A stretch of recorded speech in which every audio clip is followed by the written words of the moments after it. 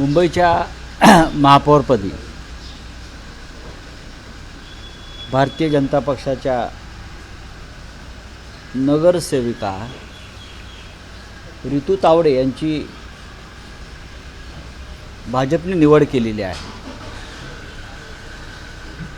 आणि त्याबद्दल मी रितू तावडे यांचं अभिनंदन करतो। भारतीय जनता पक्षाला या निमित्ताने कळलं की मुंबईतला मराठी माणूस हा सुद्धा हिंदू आहे आणि या मराठी माणसानंच देशाच्या स्वातंत्र्याचं आणि हिंदुत्वाचं रक्षण केलेलं आहे। शिवसेनेनं जो निवडणुकीमध्ये प्रचाराची दिशा ठरवली, मराठी माणूस, मराठी अस्मिता आणि मराठी जनतेनं आम्हाला जे भरभरून मतदान केलं, शिवसेनेला, महाराष्ट्र नवनिर्माण सेनेला एकत्रित, त्या दबावापोटीच भारतीय जनता पक्षाला मराठी महापौर करावा लागला। ऋतू तावडे या मूळच्या काँग्रेसवाल्याच आहेत। भारतीय जनता पक्षाकडे स्वतःचं ओरिजिनल असं काही नाही। काल राष्ट्रीय स्वयंसेवक संघाचा कार्यक्रम झाला, मी पाहत होतो, मलाही आमंत्रण होतं, पण मला दुसऱ्या कार्यक्रमाला जायचं असल्यामुळे मी तिथे गेलो नाही तर मीही गेलो असतो। सलमान खान होते व्यासपीठावर असं मला कळलं।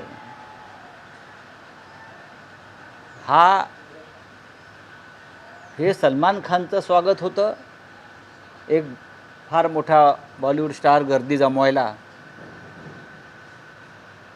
की संघामध्ये यापुढे मुस्लिमांनाही खुलं आमंत्रण आहे। हे फक्त सलमान खान या नटाला आमंत्रण होतं व्यासपीठावर, की संघ शाखांवर यापुढे मुस्लिमांनाही प्रवेश आणि त्यांचं स्वागत आहे का, हे जर मोहनराव भागवतांनी स्पष्ट केलं असतं तर अधिक योग्य झालं असतं। कारण ज्या पद्धतीनं हिंदू मुसलमान असा एक द्वेष आणि सूडपूर्ण असा प्रचार गेल्या काही काळापासून केला जातो, त्याच्यामध्ये संघही सामील आहे। कारण मोदी, फडणवीस, अमित शहा किंवा इतर सगळे लोक जे देशपूर्ण राजकारण करत आहेत हिंदू मुसलमानांचं, त्यात हे सगळे मूळचे संघाचेच लोक आहेत। त्याच्यामुळे सलमान खान वगैरे इतर अनेक कलाकारांना आपण जे घेतलं आपल्या व्यासपीठावर, तो माझा एक प्रश्न आहे, हे सलमान खान पुरतं मर्यादित होतं, तो एक मोठा कलाकार आहे आणि लोकांना दाखवावं की सलमान खानसुद्धा आमच्या व्यासपीठावरती आला। सध्या सत्ता आहे, उद्या जेव्हा सत्ता जाईल तेव्हा हे सगळे लोक परत आपल्या व्यासपीठावर येतील का? हा एक फार गमतीचा प्रश्न आहे, जो नंतर तिथे आपापसात चर्चेत माझ्या कानावरती आला। क्या करेंगे भाई, जाना पड़ता है।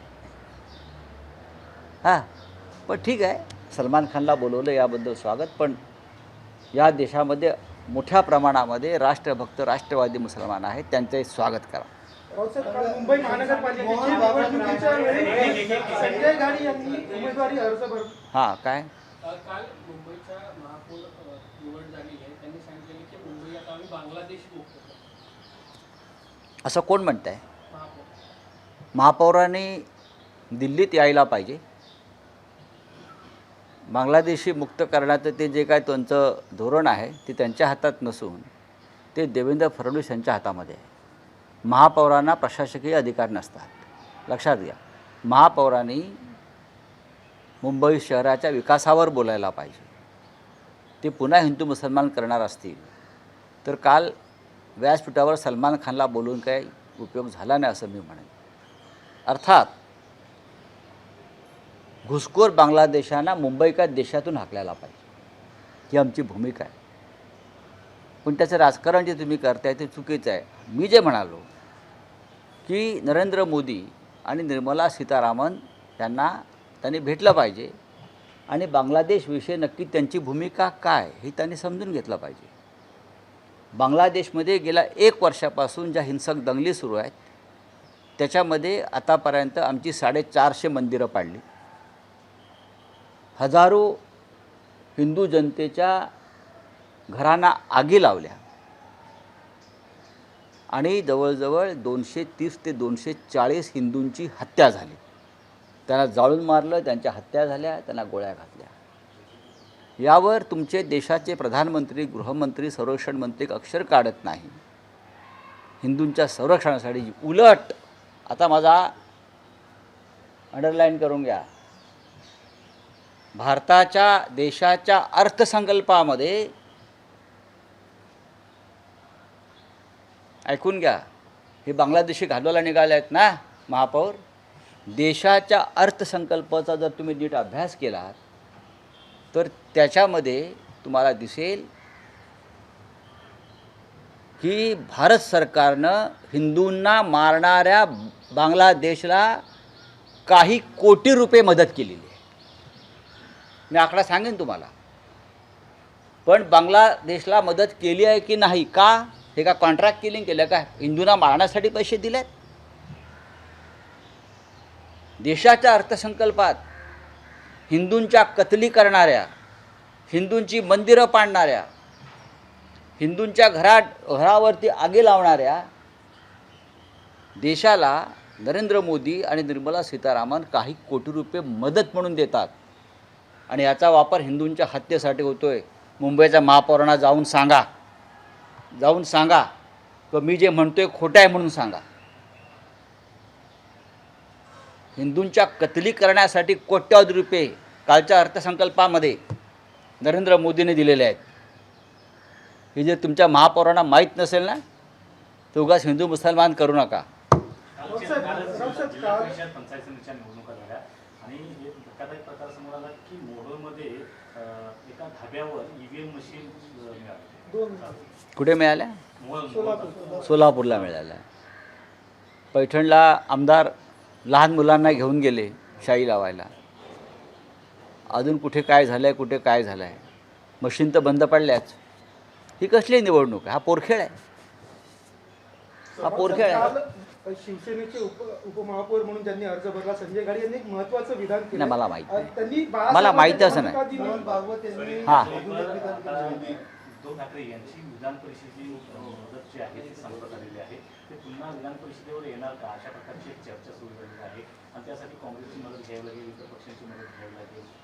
काय मग एकमेकांना मदत महाविकास आघाडी करावीच लागेल. एकमेकांना मदत करावीच लागेल. महाविकास आघाडीमध्ये काँग्रेस, राष्ट्रवादी काँग्रेस, शरद पवार आणि आमची शिवसेना आहे बाळासाहेब ठाकरेंची. त्याच्यामुळे यापुढे विधान परिषदांच्या निवडणुकामध्ये किंवा इतर राज्यसभांच्या निवडणुकांमध्ये एकमेकांना मदत करावी लागेल. तरच राज्यसभा आणि विधान परिषदेमध्ये आमचे लोक निवडून येतील सगळ्यांचे. उद्धव साहेब पुन्हा आम्ही माननीय उद्धव साहेबांना ही विनंती केलेली आहे, आम्ही सगळ्यांनी, की आपण राज्याचे मुख्यमंत्री म्हणून काम केलेलं आहे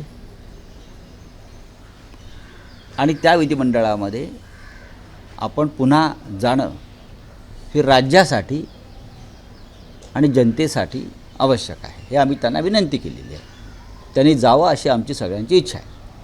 सर, भारत के अर्थसंकल्प में जो है बांग्लादेश को करोड़ों रुपए देने का कार्य किया गया है, कैसे देखते हैं, क्या कहना चाहिए? नहीं, ये अभी मैंने आपको बताया है, ये आपका सवाल नहीं है, मैंने अभी बताया आपको.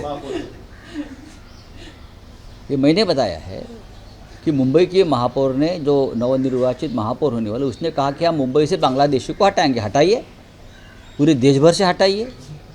ये आपका मूवमेंट बहुत सालों से चल रहा है. अब तक कितने हटाया उतना बोलो मुझे. हाँ, चुनाव के पहले या चुनाव के बाद ये आपकी राजनीति चलती है. बांग्लादेशी हटाओ, अरे हम क्या कब बोला कि मत हटाओ? सबसे पहले तो मुंबई में बाला साहब ठाकरे ने ये शुरू किया था, हमने शुरू किया है. एक भी बांग्लादेशी जो घुसखोर है उसको हम नहीं रहने देंगे. लेकिन बांग्लादेश में एक साल से जिस तरह से हिंदुओं की कत्ल हो रही है, कत्लेआम, सैकड़ों मंदिर तोड़े गए, सैकड़ों हिंदुओं के घर जलाए गए, 200 से भी ज़्यादा हिंदुओं की हत्या हो गई, हिंदुओं को भर सड़क पर जलाया गया. तब देश के प्रधानमंत्री, देश के रक्षा मंत्री, भारतीय जनता पार्टी, राष्ट्रीय स्वयंसेवक संघ कहाँ है? ये छोड़ दीजिए। हिंदुओं की हत्या करने वाले बांग्लादेश को भारत के अर्थ संकल्प में, भारत के बजट में करोड़ों करोड़ रुपए दिए हैं। क्यों? हिंदुओं की हत्या करने का यह इनाम है क्या? हिंदुओं की हत्या करने का इनाम भारत सरकार बांग्लादेश को दे रही, और आप लोग बांग्लादेशी हटाओ की बात करते हो। जाके पूछो मोदी जी को, मुंबई की मेयर को मैं बोलना चाहता हूँ जो होने वाली, जाके पूछो मोदी को, हम यहाँ बांग्लादेशी हटाने का मूवमेंट ले रहे हैं और आप बांग्लादेश को, जहाँ हिंदुओं की हत्या हो रही है, हिंदुओं के मंदिर जलाए जा रहे हैं, उनको आप करोड़ों रुपए की मदद कर रहे हो। ये कौन सी नीति है? ये ढोंग है सबका। सलमान खान ट्रेड डील में फिलहाल इंडिया का स्कोर 0 है और ये अमेरिका का स्कोर 18 बचेगा 18 का आ रहा है। नहीं, ठीक तो है। सर इसी पे आप क्या देखते हो सर? नहीं देखता हूँ। हाँ बोले, आपका क्या है? सर आरएसएस प्रमुख क्या है? सलमान खान ने जो है देखिए, मैंने कल देखा और मुझे आनंद हुआ कि मुंबई में राष्ट्रीय स्वयंसेवक संघ का एक कार्यक्रम हुआ। संघ को 100 साल हो गए और मोहन राव भागवत जी का कल एक वहाँ लेक्चर था। उसमें पूरे बॉलीवुड स्टार्स, सलमान खान से लेकर, तो सलमान खान को देखकर मुझे आनंद भी हुआ और आश्चर्य हुआ। मैंने पढ़ा कि सलमान खान को मंच पर बिठाया था। आप क्या दिखाना चाहते हो? आप सलमान खान को दिखाना चाहते हो? देखो, सलमान खान हमारे मंच पर आ गए, तो देश के सभी मुसलमानों को संघ में प्रवेश या स्वीकृति आप देने जा रहे हो, तो आप जाहिर करिए। क्या सिर्फ दिखावा है? आपकी सरकार, आपके प्रधानमंत्री, आपके गृहमंत्री, आपके मुख्यमंत्री दर दिन हिंदू मुसलमान एक द्वेषपूर्ण भाषा में पूरा देश को माहौल बिगाड़ रहे हैं। और आपने कल सलमान खान को बुलाकर देश को क्या दिखाया? संघ ने क्या दिखाया? कि संघ में मुसलमानों का स्वागत है। अगर मुसलमानों का स्वागत है तो मैं भी आपका स्वागत करता हूँ। फिर ये देश में हिंदू मुसलमानों की राजनीति बंद करो, यही मेरा कहना है। चलो, त्यांनी अजून एक विधान केलं त्या याच्यामध्ये की हिंदू मुस्लिम याच्यामध्ये की जात धर्म आणि हे सगळं एकत्र असलं तरी कुठेतरी राष्ट्र म्हणून आपण सगळे हिंदूच आहोत आणि त्याचबरोबर भारतीय म्हणू शकतो। ये आप नरेंद्र मोदी जी को बताइए, उनकी क्लास लीजिए, अमित शाह जी की क्लास लीजिए, देवेंद्र फडणवीस और उनके जो कैबिनेट में जो बच्चे हैं कल के, उनकी क्लास लीजिए और उनको बताइए। चलिए, थैंक यू। एबीपी माझा, उघडा डोळे बघा नीट।